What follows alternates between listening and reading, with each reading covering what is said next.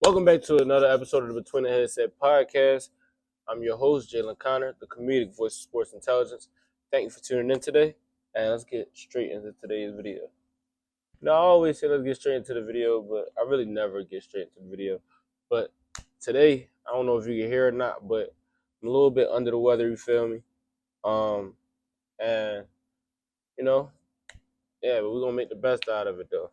I got a lot of good news here for y'all, so I got to keep y'all updated on what's going on in the sports media. So let's get right into it. First things first, Kyron Lacey has been arrested on felony charges. That is ridiculous. This young man just coming off his college football season, one of the highly touted wide receivers in the country. LSU, one of the most highly touted universities in the country. And it just keeps happening. History just keeps repeating itself. These young men just keep absolutely fucking themselves over. Like, we gotta stop the cycle, fellas. But the standout wide receiver Kyle Lace was arrested and booked into a Louisiana jail on multiple charges on Sunday. Oh yeah, yo, as you can see, bro, the background is not up, bro. Bro, I'm sick, bro. I don't care. What do you want me to tell you, bro? I'm not going through all that today, bro. All right, yeah. He's one on multiple charges on Sunday. Lacey was charged with negligent homicide and hit-and-run driving with serious injury or death, according to the online jail records. Both charges are felonies. He was also charged with reckless operation with accident. Shaking my head. Yeah, it says the 24-year-old was allegedly driving recklessly, speeding and passing in a no-passing zone when another motorist who was swerving to avoid Lacey crashed head-on into another vehicle. And I guess it resulted in death. Well, not I guess. It did result in death. But this ain't even nothing to laugh about. It's honestly sad to me, bro. I know he ain't doing it on purpose. It's just sad. He had his whole future ahead of him. But on to something a little more happier. But we can go darker too. We can go midnight green, or we can go happy sunshine Kelly green. Yeah, I'm talking about my boys. It's time to talk Philly. It's time to talk Philly. It's time to talk Philly. So, we got a job done in the first round against the Packers. I mean, who didn't know that was going to happen? If you didn't know that was going to happen, joke's on you. But yeah, we got the job done. I knew it was going to happen. But great defense performance, great running job by Mr. Barkley and Mr. Hurts, actually. But there was one concern to me. Our passing game was a bit off. Again, we're seeing them inconsistencies that we've seen earlier in the season, this, that, and the third. So, being an Eagles fan, of course, I wanted to talk about it. Like, is the passing game of the Philadelphia Eagles a concern? Like I said, it has been a bit alerting to me, not alarming, per se, but alerting to me to see, like, the inconsistencies sometimes and, like, just how long Jalen Hurts holds the ball or, either lead into a sack or just, it's just holding the ball too long sometimes. So I'm like, like what's going on with the offense, man? But every time we need to put the ball in the air to make a play, we always end up coming through. So me personally, I'm not concerned about the passing game because we have the best running back in football. So yes, feed him the ball. And we also are dominant by taking time off the clock. So yes, let's run the ball, drain the clock, because we can score touchdowns as well when we have to. And our defense is not going to allow touchdowns. So I have no problem with the game plan. It's just I don't want it to become too much pressure on the defense to keep getting stops because we can't generate any offense. Like, our defense is working, bro. They getting stop after stop, turnover after turnover. I don't want it to be overwhelming on the defensive side. So I would like to see a little more consistency for all four quarters. But as long as we can keep making the big plays through the air when we need them, and giving them to the right people. Like, let's keep getting the ball to our playmakers. Like, I seen Goddard getting involved, but he's honestly a playmaker as well. So I'm not mad at that. But let's keep getting Smitty and A.J. Brown the ball. They make plays when they touch it. So, yeah, I'm not mad with the passing game, and it's not a concern for me as an Eagles fan. But all this football talk, starting to remind me of the NFL play. Oh, wait. Don't Lamar and yo, you remember when Lamar Jackson and Josh Allen faced off for the first time in the playoffs back in 2020 when Lamar Jackson was coming off his first MVP season? It wasn't that year, but the year prior to. They lost to the Titans.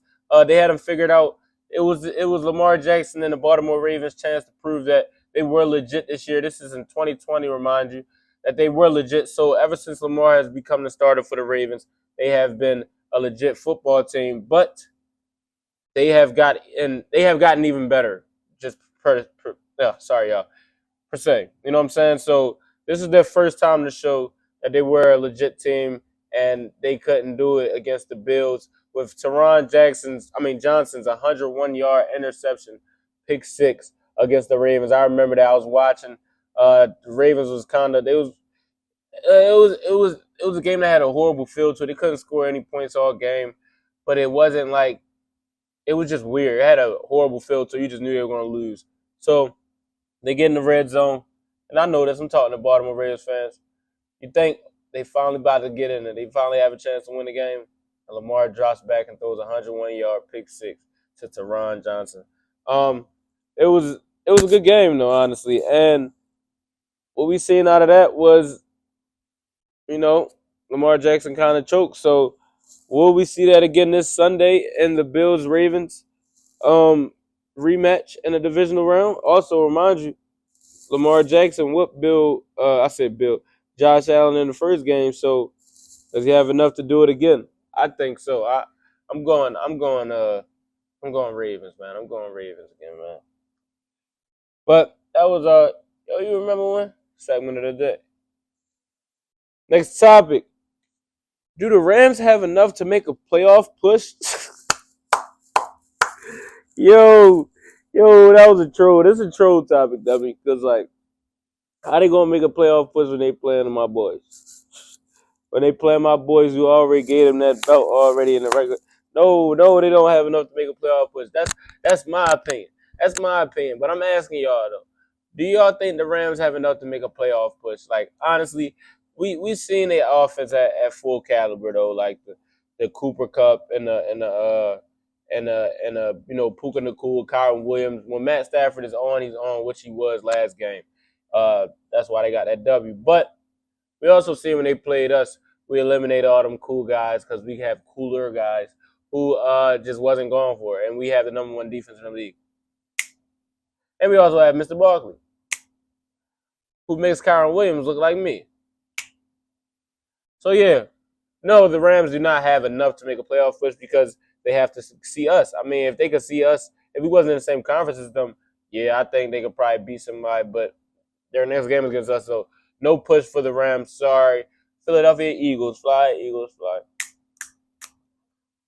Speaking of the Rams game, they did knock off a competitive opponent, though, being the Minnesota Vikings, who had a underwhelming performance by their starting quarterback in this showing. But I'm not here to point the finger at Sam Darnold because he had an amazing season. I think he did a great job of getting their playmakers involved this year, and it worked. They won 14 games. They won 14 games, right? So they only lost to two teams all year, literally. Both teams twice. So when it comes to the contract talks of Sam Darnold, he was just on a 1-year, $10 million contract for the Vikings. Wasn't even supposed to play this year, y'all. They drafted a quarterback in J.J. McCarthy in the first round, but he comes in on a $10 million contract and plays his tail off. And I just don't like how everybody just trying to switch up on him, bro. He had a great season, but his and the Vikings' kryptonite was pass rushing pressure, and the Rams and the Lions were both able to execute pressure on Sam Darnold, taking away the deep developing routes of the Vikings that they lead the league in with deep balls. Well, I know Justin Jefferson does with 20-yard catches, leads the league in that. So once you take away, the time he has for them routes to develop, like I said, it won't work. They got home, had 9 or 10 sacks last night, and you're never going to win a game when your quarterback is getting hit that much. So, yeah. But do I think he is enough for me as a Minnesota Vikings GM to bring him back over my rookie quarterback? me personally, I liked how he played this year. I would give him another go. It's just tough because I know another team in the league will probably be willing to pay him. I don't buy the teams thinking he's trash now after the end of the season. No, I think he still gets an opportunity to make some money somewhere. So it depends on how much the Vikings are willing to spend on him, if they could keep him or not.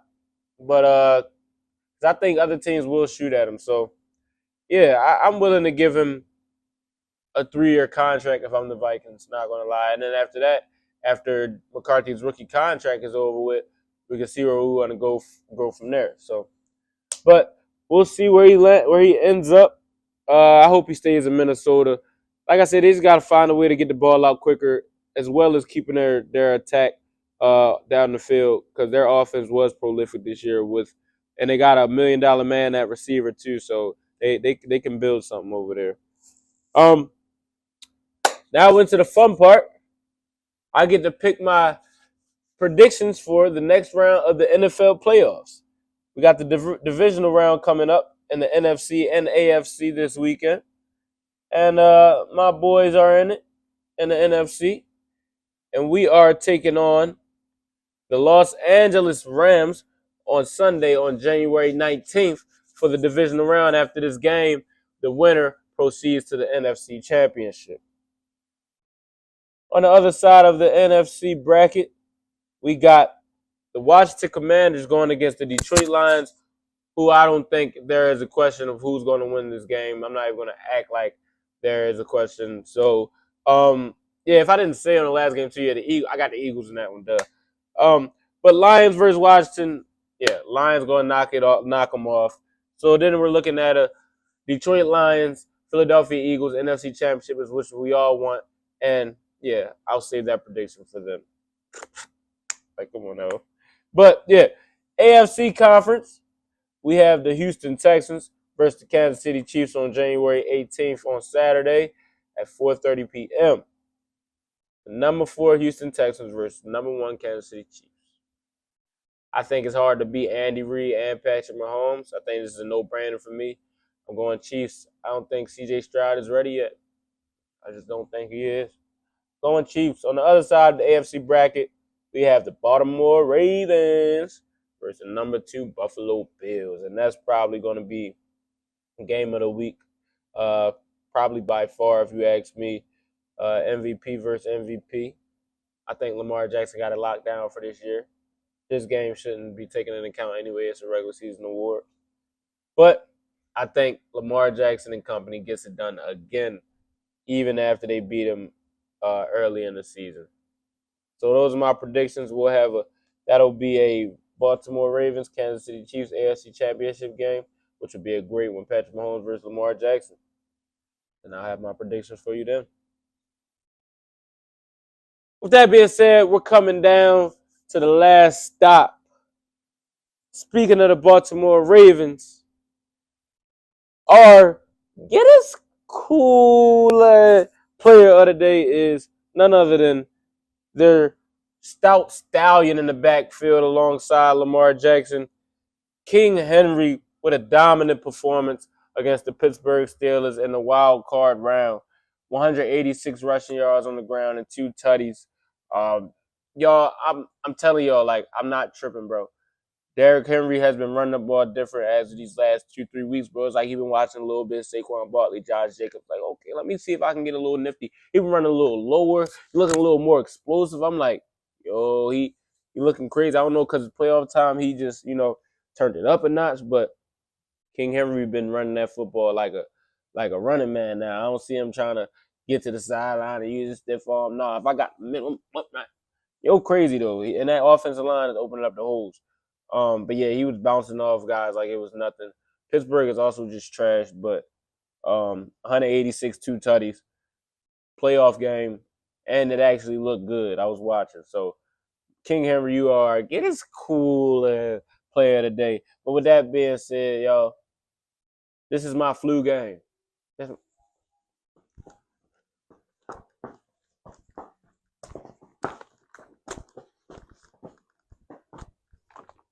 Black This is my flu game. Like I said, we out of here. Don't forget to like, comment, share, subscribe, and holla at your boy. Between the Headset Podcast. Flu game, shorty. I'm out.